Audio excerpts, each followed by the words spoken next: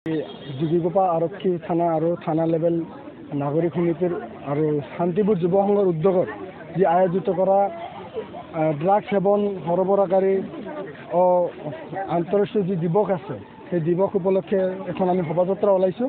এই শোভাযাত্ৰাৰ আপোনালোকে দেখিবলৈ পাইছে শান্তিপুৰ হায়াৰ ছেকেণ্ডেৰীৰ প্ৰায় 300 মান ছাত্ৰ ছাত্ৰী ওলাই আহিছে।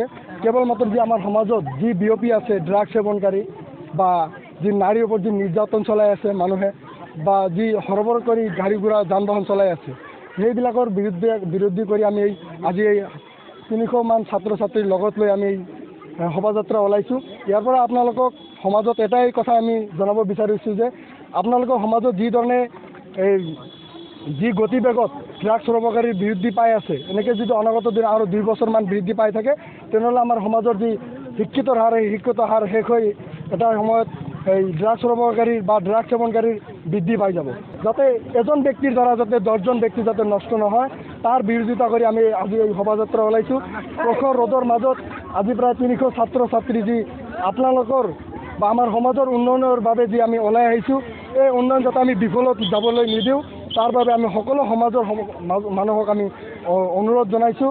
তাৰ লগতে যাতে এই ড্ৰাগছ সেৱনকাৰী যিবিলাক ব্যৱসায়ী আছে যিবিলাক ড্ৰাগছৰ ব্যৱসায় কৰি আছে সেইসকলক ব্যক্তিক যাতে আমাৰ অসমৰ সন্মানীয় মুখ্যমন্ত্ৰী চাহাবে যাতে অলপ তদন্ত কৰে। লগতে প্ৰশাসনিক বিষয়াক আমি অনুৰোধ জনাইছোঁ যাতে অতি কম সময়ৰ ভিতৰত যিসকল ড্ৰাগছ সৰবৰাহকাৰী চলি আছে তেওঁলোকক যদি গ্ৰেপ্তাৰ কৰি উপযুক্ত শাস্তি বিধান কৰে তাৰ কাৰণে আমি অনুৰোধ জনাইছোঁ শান্তিপুৰ যুৱ সংঘৰ তৰফৰ পৰা। লগতে আমাৰ এই শান্তিপুৰ হায়াৰ ছেকেণ্ডেৰী যি উচ্চতৰ হায়াৰ ছেকেণ্ডেৰী যি ছাত্ৰ ছাত্ৰী আছে সকলৰ তৰফৰ পৰা আমি অনুৰোধ জনাইছোঁ যাতে এই সমাজৰ পৰা এই কুসংস্কাৰ যাতে আমি বিদায় দিব পাৰোঁ, অন্যথা আমাৰ এই সমাজত কুসংস্কাৰ দি ভৰি পৰিব।